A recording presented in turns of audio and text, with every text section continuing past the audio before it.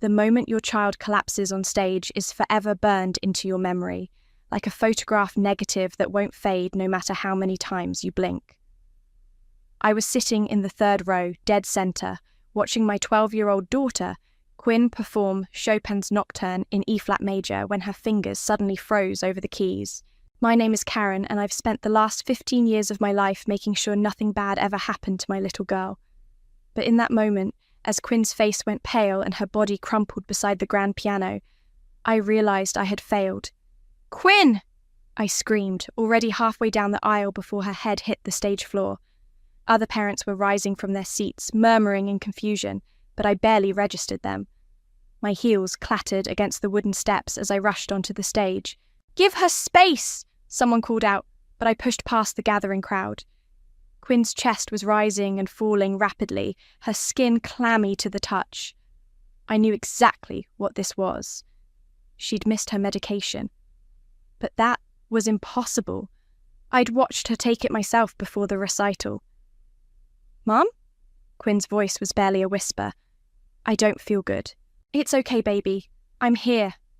I reached for her purse, fumbling for the pill case. My hands were shaking so badly I could barely open it. When I did, my blood ran cold. Instead of Quinn's prescribed tablets, there were small, white candies. Sugar pills. "Someone call 911!" I shouted, my voice cracking with panic.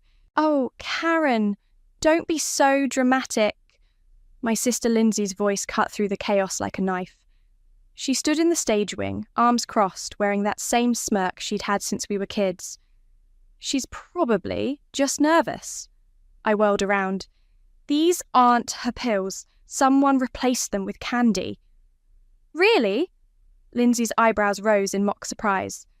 "Well, maybe a little humility would do her good. She's been getting awfully full of herself lately, don't you think?" The world stopped spinning. "What did you say?" "Karen!" My mother Sylvia appeared beside Lindsay, already shaking her head. "Stop causing a scene. Quinn is fine. She's just seeking attention, just like you always did." Quinn's breathing was getting worse. I could see the fear in her eyes as she clutched my hand. "My daughter needs emergency medical attention," I said through gritted teeth, pulling out my phone. "Someone tampered with her medication." "Don't you dare call 911, Sylvia hissed. "Think of how it will look. Think of your sister's wedding next month. We don't need this kind of drama right now." I hit the emergency dial button anyway, watching Lindsay's smirk fade slightly. "Yes, hello?" "My daughter's collapsed at the Riverside Community Centre. She has a medical condition and someone's tampered with her medication." "Karen!" Sylvia grabbed for my phone, but I stepped away. The paramedics arrived within minutes, though it felt like hours. As they loaded Quinn onto a stretcher, I heard Lindsay whisper to our mother, "She's always been jealous of the attention I get. This is probably just another one of her stunts." I watched them wheel my baby girl toward the ambulance, her small hand still reaching for mine. The stage lights felt too bright, the whispers of the lingering audience too loud. My sister's words echoed in my head. A little humility would do her good. That's when something inside me changed. Maybe it was the way Quinn's fingers had trembled as she grasped my hand, or maybe it was 38 years of swallowing my sister's cruelty while our mother looked the other way.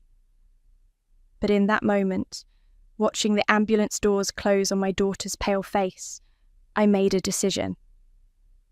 "Karen," Sylvia called out as I headed for my car. "Where are you going?" "We need to discuss how to handle this situation." I turned to face them both. My mother in her expensive dress, my sister with her perfectly styled hair, and that damn smirk still playing at the corners of her mouth. "I'm going to the hospital with my daughter," I said calmly, "and then I'm going to make sure you both learn what real humility feels like." "Is that a threat?" Lindsay laughed, but there was uncertainty in her eyes now. I didn't answer. I didn't need to. Instead, I got in my car and followed the ambulance, my hand steady on the steering wheel for the first time since Quinn collapsed. They thought they knew me. The quiet sister, the obedient daughter, the one who always backed down. but they had never seen me as a mother protecting her child. That was the day I decided they would pay, not just for Quinn's sake, but for every time they'd hurt us and walked away smiling. And I knew exactly where to start. The steady beep of Quinn's heart monitor was the only sound in the hospital room as I watched her sleep. She looked so small in that white bed, her dark hair spread across the pillow like spilled ink. The doctor said she'd be okay, but those hours of uncertainty had aged me a decade. My phone buzzed again, the 15th text from my mother in 2 hours. I finally checked it. Coming home soon? Need help arranging flowers for Lindsay's bridal shower tomorrow.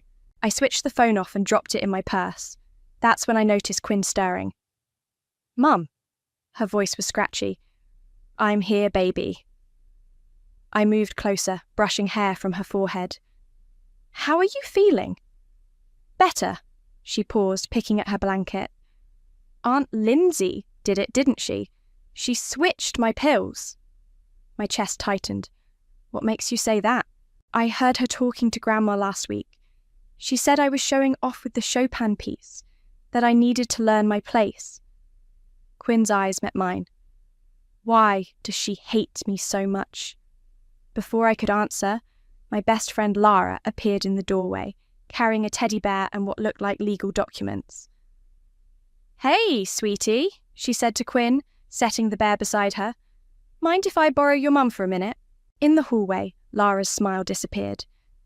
I brought what you asked for, your father's will and trust documents. Thanks. I took the folder, remembering that day 6 months ago when Dad's will was read. Lindsay had been so sure she'd get control of the family trust. The look on her face when it went to me instead. I'd never seen her so angry. Karen, Lara's voice was gentle. What are you planning? I'm going to make sure my sister's perfect wedding never happens. That's a lot of money to mess with. Are you sure? She tried to hurt my daughter Lara on purpose. My voice cracked, and Mum's already trying to sweep it under the rug like she always does. As if on cue, my mother's voice rang out from the elevator bank. Karen, there you are.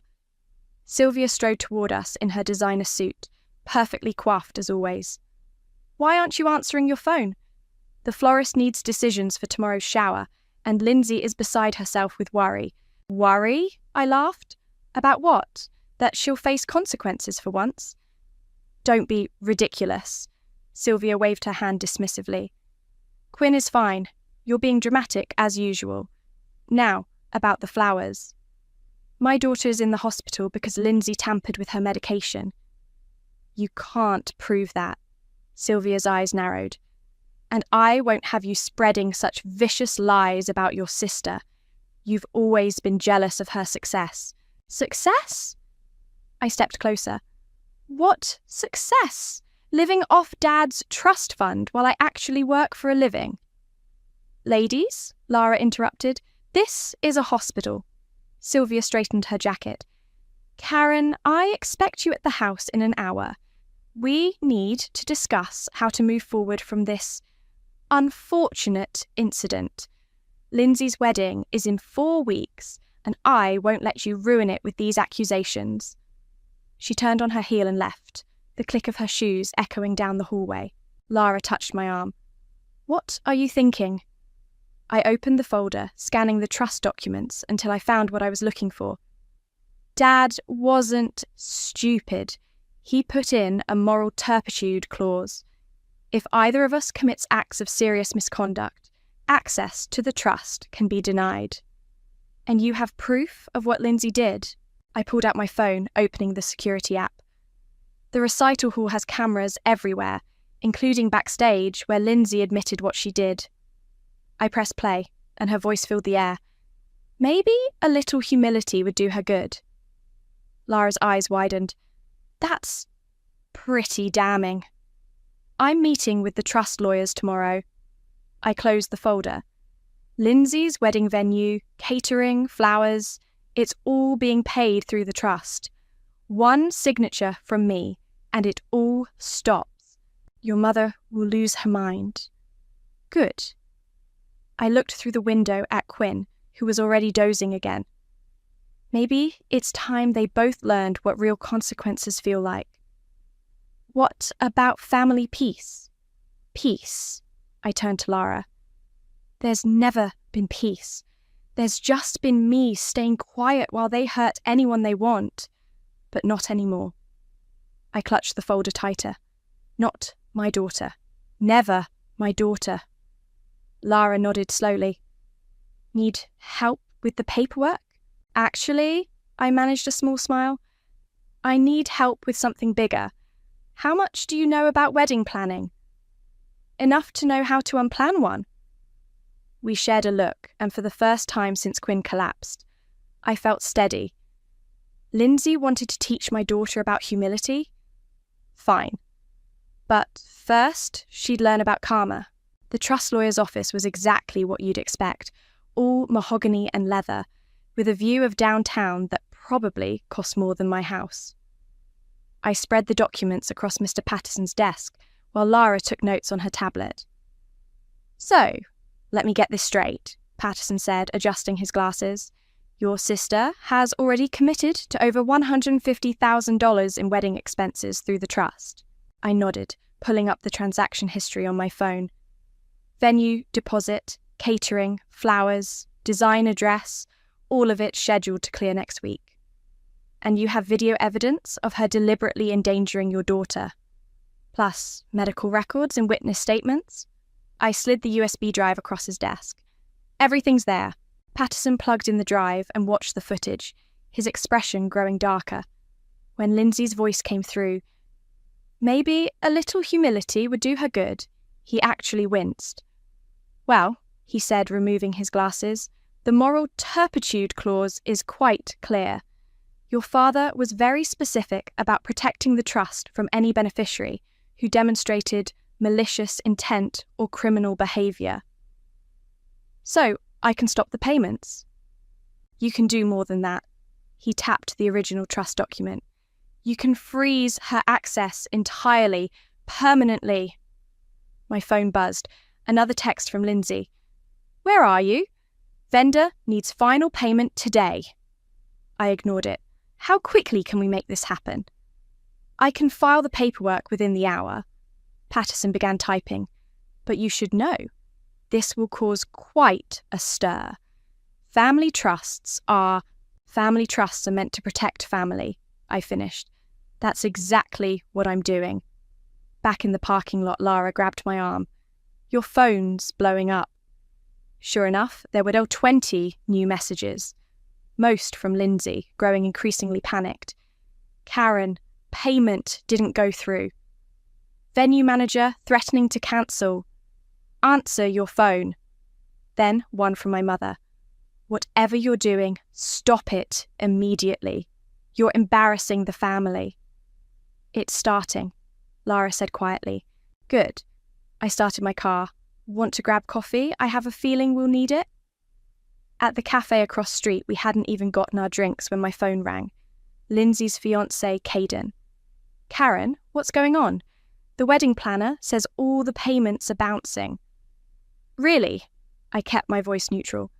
How strange. Lindsay's hysterical. Says you're doing this on purpose. Has she told you about Quinn's recital? About what happened to my daughter? A pause. She said Quinn had a panic attack or something. Ask her about the sugar pills, Caden. Ask her why my 12-year-old ended up in the hospital. Another pause, longer this time. What sugar pills? Check your email in about 5 minutes. You might want to sit down first.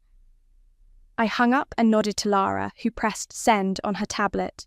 The security footage, medical reports, and trust documents were on their way to Caden's inbox. Think he'll actually watch it? Lara asked. He will when the venue cancels tomorrow. My phone buzzed again. My mother. This time I answered.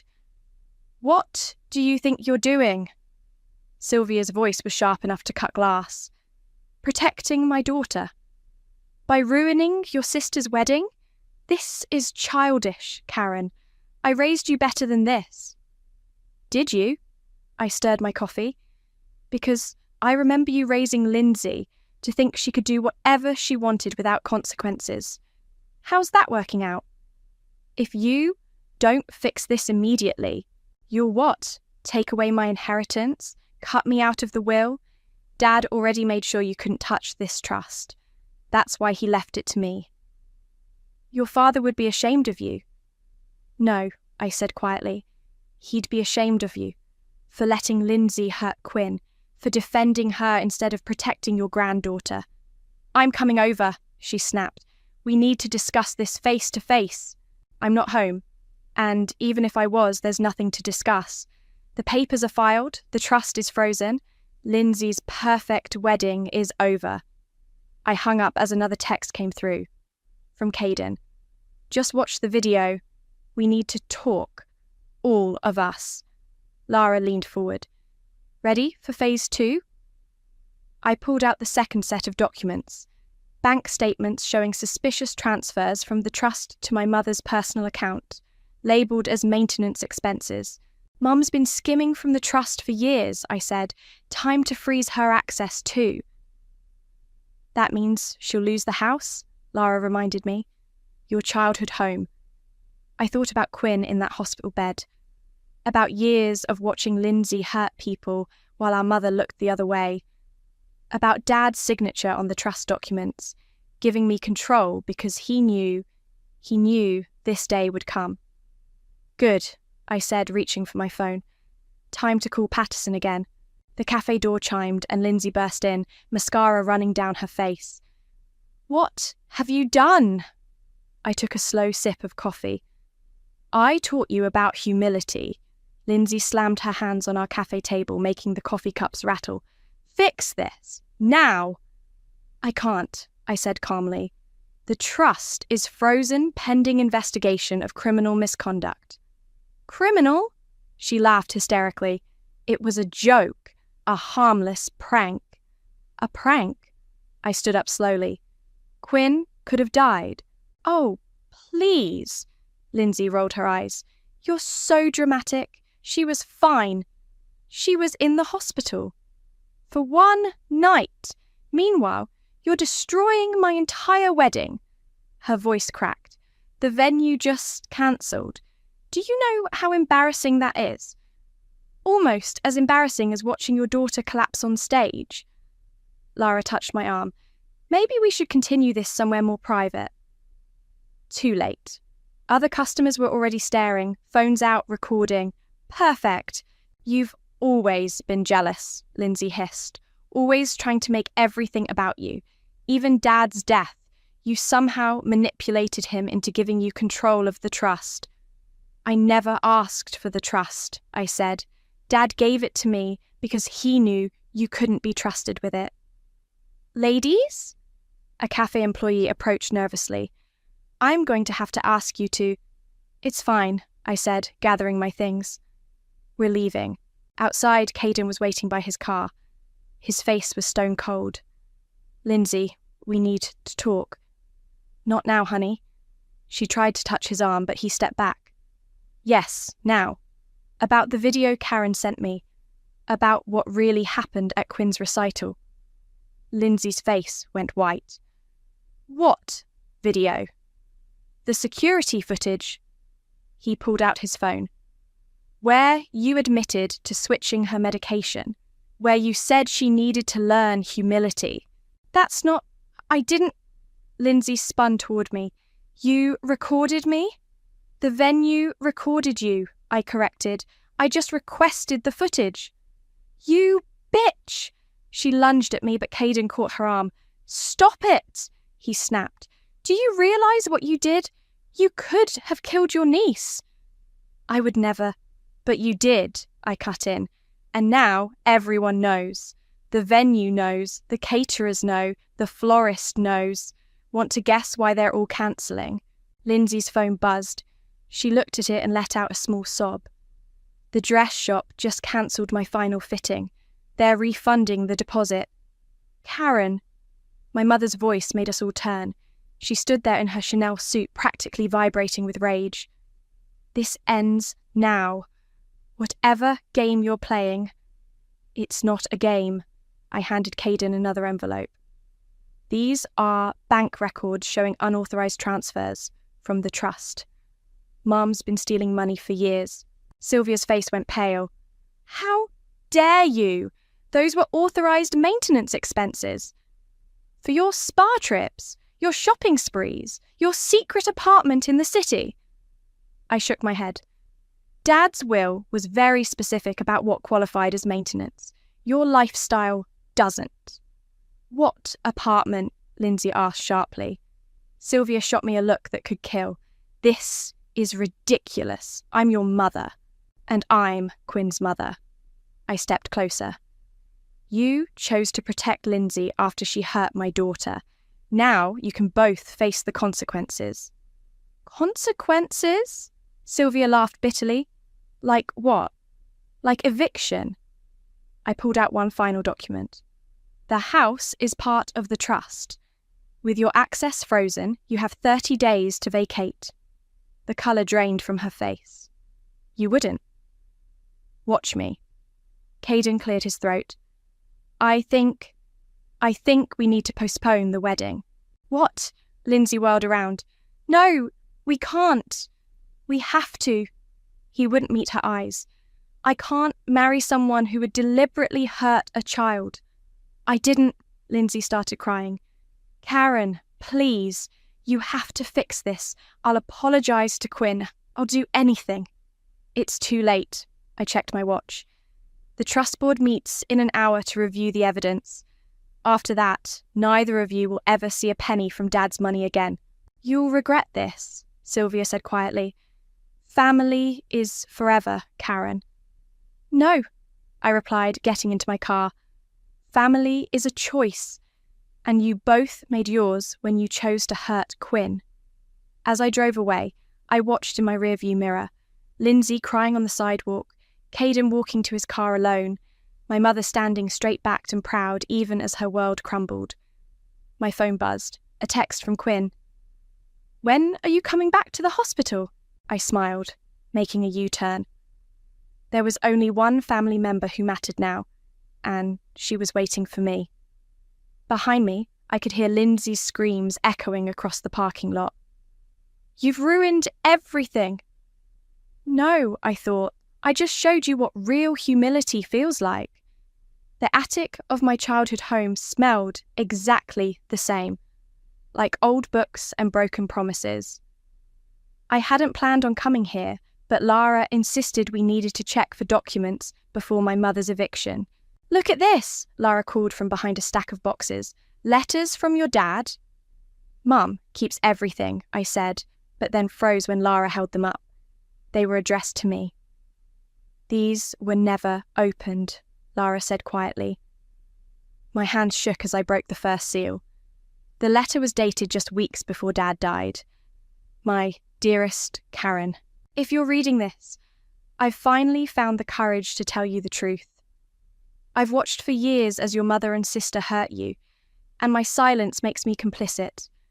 I'm leaving you the trust not because you're more responsible, though you are, but because you're the only one who will protect what's right.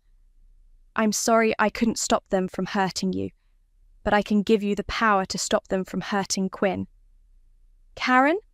Lara's voice seemed far away. You okay? I wiped my eyes. He knew. All this time he knew what they were like. A floorboard creaked behind us. What are you doing up here? My mother stood in the attic doorway, her face tight with anger. I held up the letters. When were you going to give these to me? Those are private. They're addressed to me, my voice cracked. Dad wrote them for me, and you hid them. To protect you, she snapped. Your father was confused near the end. He said things he didn't mean, like the truth. I opened another letter. Like how you've been manipulating both your daughters for decades. Get out of my house. It's not your house anymore. I stood up. The trust board made their decision an hour ago. You and Lindsay are both permanently cut off. Her face went blank. You're bluffing. Check your bank account. She pulled out her phone, hands trembling as she typed. The colour drained from her face. What have you done? What Dad should have done years ago. I gathered the letters. Stopped you. Mum. Lindsay appeared behind her, eyes red from crying. Caden's calling off the wedding. He won't even talk to me. Fix this, my mother demanded. Now. No. Then I'll tell everyone what you're really like, Lindsay threatened. How you've always been jealous, always wanted what I had. Go ahead. I pulled out my phone. But first, explain this. I played the security footage again, this time with enhanced audio. Lindsay's voice filled the attic. A little humility would do her good. She's too perfect, just like her mother. Turn that off. Lindsay lunged for my phone, but Lara stepped between us. It's already online, I said calmly, along with the hospital records and police report. Police report. My mother's voice shook. Tampering with medication is a felony. I moved toward the stairs. The detective wants to speak with you both tomorrow. You'd send your own sister to jail? Lindsay whispered. You could have killed my daughter. She's fine. Because we got lucky, I shouted, making them both jump. Because the ambulance came quickly. Because the doctors knew what to do. But you didn't know that when you switched her pills, did you? You just wanted to hurt her, to hurt me. Silence filled the attic. Dust motes danced in the afternoon light, streaming through the window. Your father would be ashamed, my mother said finally. I held up his letters. Actually, I think he'd be proud. He left me these letters and the trust for exactly this moment when someone needed to protect this family from you two. My phone buzzed. A text from Quinn's nurse. She's asking for you. I have to go, I said, heading down the stairs. The eviction notice gives you 30 days. I suggest you start packing. Karen, wait. Lindsay's voice was small. Please. I'll apologise to Quinn. I'll do anything. I turned back one last time. You know what's funny? All those years, you thought Quinn needed a lesson in humility, but it was you who needed to learn what it feels like to lose everything. Outside, Lara let out a long breath. That was intense. It's not over, I said, getting into my car. They'll try something else. They always do. What makes you so sure? I held up Dad's letters. Because he warned me they would, and this time, I'll be ready. As we drove away, I watched my mother and sister in the rearview mirror, standing in the doorway of the house they'd soon lose. They looked small somehow, diminished without their power and pride. My phone buzzed again. Another text, this time from an unknown number. You've made a terrible mistake. Blood is thicker than water. I showed it to Lara. See? Already starting. What are you going to do? I smiled grimly. Exactly what Dad would have wanted. Protect what's right. The video arrived in my inbox at 3 a.m, sent anonymously, but I knew it had to be from one of Caden's event staff. The footage showed my mother and sister in what looked like a hotel conference room, their voices rising above the sound of moving furniture. This is all your fault, Sylvia screamed at Lindsay. You couldn't leave well enough alone, could you? Had to teach Quinn a lesson. Now look what's happened. I watched it 3 times before forwarding it to Patterson, my trust lawyer. His response came minutes later. This is exactly what we needed. Quinn was being discharged today, and I was gathering her things when Caden appeared in the doorway of her hospital room. Can we talk? He asked quietly. Quinn looked between us. Mum, it's okay. I need to pack anyway. In the hallway, Caden ran a hand through his dishevelled hair. I called off the wedding permanently. I heard, Lindsay, she's not who I thought she was. He pulled out his phone. Look at these texts she's been sending me. The messages were unhinged, Threats, guilt trips, promises to change. Classic Lindsay. She'll never change, I said. Neither will my mother. I know that now. He hesitated. There's something else. They're planning some kind of replacement wedding party. Private event, close friends only. They're trying to save face. I laughed. With what money? That's just it. They're asking guests to help fund it, calling it a love offering or something. My phone buzzed. Another anonymous text. Your mother is trying to file for emergency guardianship of Quinn. Claims you're mentally unstable. Wow, I showed Caden the message. They really don't give up. Karen! Lindsay's voice echoed down the hospital corridor. She was walking toward us wearing oversized sunglasses and carrying what looked like a gift bag. You need to leave, Caden said firmly. I'm here to apologize to my niece. She tried to push past us into Quinn's room. I blocked the doorway. No, you can't keep me from her forever. Lindsay's voice cracked. I made a mistake. I want to make it right. A mistake? I stepped closer. You deliberately tampered with life-saving medication. That's not a mistake. That's a crime. The police already question me. They can't prove anything. No, I pulled out my phone. What about this new video?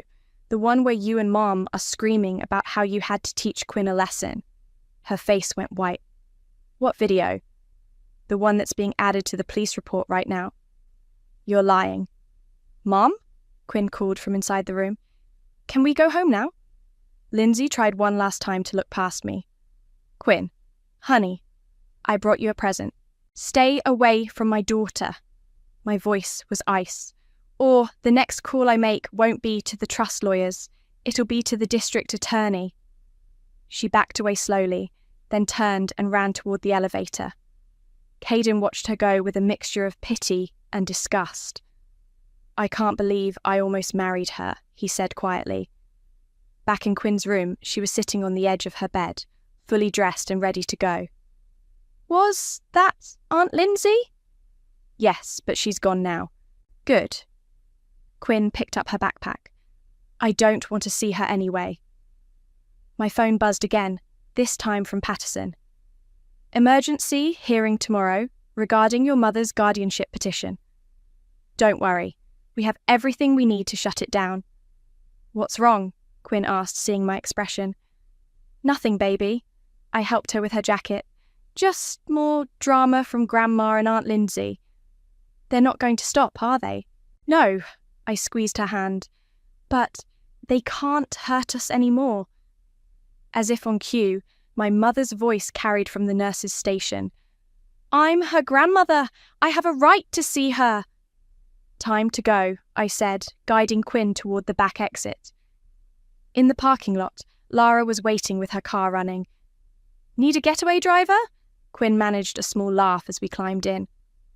Through the rear window, I could see my mother bursting out of the hospital entrance, looking around wildly. Where are we going? Quinn asked. Home, I said. And then, tomorrow, we're going to make sure they never try something like this again. How?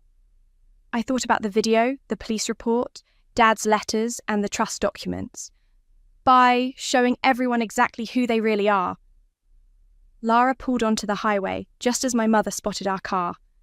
The last thing I saw in the mirror was her standing in the middle of the parking lot, screaming something we couldn't hear. Mom! Quinn's voice was small. Are we going to be okay? I reached back and took her hand. We already are, baby. We already are. My phone buzzed one final time. A message from Patterson. Everything's ready for tomorrow.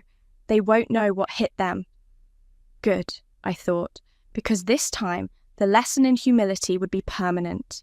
The replacement wedding party was in full swing when I walked into the country club's ballroom. Lindsay had managed to gather about 50 people, mostly her friends who didn't know the full story yet. My mother stood near the champagne fountain, pretending everything was fine. I wasn't invited, of course, but I didn't need an invitation anymore. Oh, God, Lindsay whispered when she spotted me. Security! Security! They won't help you, I said calmly, setting my briefcase on the nearest table. I'm still a member here. Dad made sure of that. Get out! My mother hurried over, her face flushed. Haven't you done enough damage? Actually, I pulled out a stack of folders. I'm just getting started. Caden emerged from the crowd. What's going on? Karen's trying to ruin everything again, Lindsay sobbed. On my special day. Special day? I laughed. You mean your fake wedding party? The one you're funding with donated money because you lost access to the trust? The room got quieter. Guests were starting to pay attention. You want to know why she lost access? I raised my voice slightly. Because she tampered with my daughter's medication, put her in the hospital, and my mother helped cover it up. That's a lie, Sylvia snapped. Really? I opened my briefcase. I have copies for everyone. Security footage, hospital records, police reports, and the Trust Board's official findings. Oh, and let's not forget Dad's letters. What letters? Someone asked. I felt, the ones my mother hid from me. The ones where Dad explained why he left me in charge of the trust, because he knew exactly what kind of people they were. Lindsay lunged for the briefcase, but Caden caught her arm. Don't, he said quietly. It's over. I also have something else, I continued, pulling out one final document. The results of the Morgan Stanley audit, showing how my mother has been embezzling from the trust for years. The whispers grew louder. People were backing away from my mother and sister. You're just jealous, Lindsay screamed. You've always been jealous of me. Jealous? I stepped closer. Of what? Your fake life? Your lies? The way you hurt people and expect everyone to pretend it's okay? I'm your sister. No, I said quietly. You're just someone who shares my DNA. And now everyone knows exactly who you are. My mother tried one last time. Your father would be ashamed. Don't you dare talk about Dad. I pulled out his last letter. Want me to read what he really thought of you both? He wrote it all down. Please, Lindsay whispered, don't do this. Like you didn't do this to Quinn? Like you didn't try to humiliate my daughter? The room was silent now. Every eye was on us. You know what's funny? I looked around at the gathered crowd. All these people donated money to help you save face. Did you tell them where the trust money really went? Did you tell them about Quinn? I think, Caden said loudly, this party is over. People began gathering their things, murmuring amongst themselves. Someone unplugged the music. The champagne fountain gurgled to a stop. You've ruined everything, my mother hissed. No, I corrected her. You did that yourselves. I just made sure everyone knew about it. I left the folders on the table and walked out, leaving them standing in their empty party room. As I reached my car, I could hear Lindsay's sobs echoing across the parking lot. My phone buzzed, a text from Quinn. How did it go? It's done, I typed back. Want to go play some piano? At the hospital conservatory? Yeah. I heard there's a little girl in the cancer ward who loves music. Thought maybe you could play for her. On my way. I started the car, glancing back at the country club one last time. Through the windows, I could see people hurrying to their cars, leaving my mother and sister alone in their ruined celebration. My phone buzzed again. Lara this time. Did you do it? Yes, I replied. And you know what? It didn't even feel like revenge. It felt like justice. Later that evening, I sat in the hospital conservatory, watching Quinn play Chopin for a small girl in a wheelchair. The child's face lit up with every note, and Quinn was smiling. Really smiling, for the first time since the recital. My phone buzzed one final time. A message from an unknown number. You'll regret this. Family is forever. I deleted it without responding. They were wrong. Family isn't forever. Family is a choice. And sometimes The best choice is to walk away and build something better. Quinn hit the final notes of the piece, and the little girl clapped with delight. This, I thought, is what really matters. Not revenge, not punishment, just love, music, and the truth finally set free. The autumn wind scattered leaves across my father's headstone as Quinn and I approached with fresh flowers. She carried a single red-tipped rose, his favourite, and something else clutched in her small hand. "Can I do it, Mom?" I nodded, watching as she placed the rose against the granite, then carefully set a single sugar candy beside it.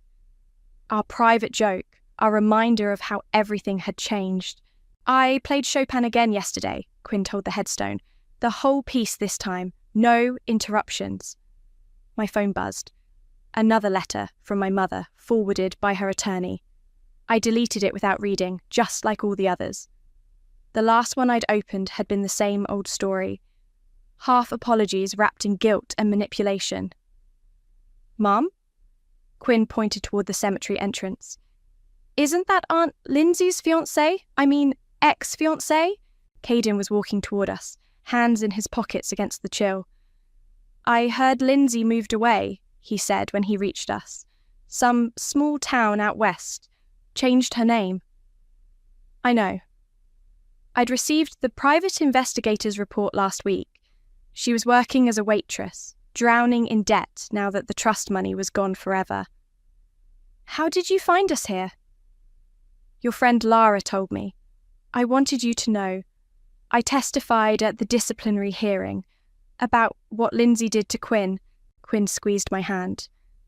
"The medical board had suspended our family doctor for covering up the medication tampering at my mother's request. One more consequence neither of them had seen coming." "Thank you," I said quietly. "Is it true about your mum? That she lost the house?" "The trust sold it last week." I smiled slightly. "To a lovely family with 3 kids who can't wait to renovate it." "And the money?" "Going to children's hospitals. Dad would have liked that." Quinn tugged my sleeve. "Can I go play by the oak tree? Just for a minute?" I watched her skip away, her dark hair catching the sunlight. She was stronger now, more confident. The nightmares about the recital had finally stopped. "She's resilient," Caden observed. "She is." I turned back to my father's grave. "More than any of us knew." "Listen." Caden shifted uncomfortably. "There's something else. Your mother, she's been calling my office, trying to get me to help her appeal the trust decision. Says she's living in some tiny apartment now." "Good. You really don't feel bad? About any of it?" I thought about Quinn collapsed on that stage, about years of watching Lindsay hurt people while our mother enabled her, about Dad's letters hidden away while I blamed myself for everything. "No," I said finally. "I don't feel bad. They chose cruelty over kindness, pride over love, every single time." "Mom!" Quinn called from the oak tree. "Look what I found." She came running back with something in her hands, a perfect red maple leaf, the same colour as the tip of the rose on Dad's grave. "Can we press it in your journal, like Grandpa taught us?" My throat tightened. "Of course we can."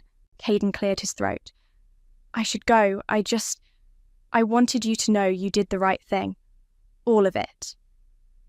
After he left, Quinn and I stood quietly by Dad's grave. The wind picked up, sending more leaves dancing around us. "Do you miss them?" Quinn asked suddenly. "Grandma and Aunt Lindsay?" "I miss who I wanted them to be," I answered honestly, "but not who they really were." "Me too." She placed the maple leaf carefully next to the sugar candy. "But I'm glad we have each other." My phone buzzed one last time. A message from Lara. "Hospital board approved the new children's wing. The trust money's doing good things." I showed Quinn the text, watching her face light up.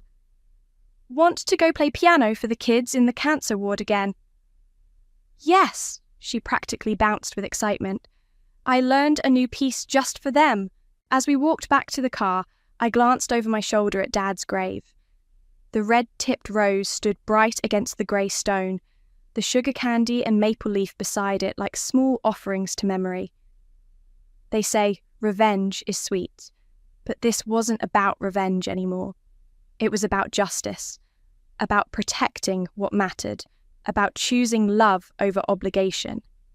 Dad had known that when he left me the trust. He'd known exactly what would happen one day. "Ready?" Quinn called from the car. "Ready," I answered, turning away from the past and towards something better. Something real. They say family is forever, but they're wrong. Family is a choice, and sometimes the best choice is to let go of the family you were born with and build the one you deserve. Quinn was already humming her new piece as we drove away, and I smiled. This was our forever now, and it was better than anything revenge could have given us.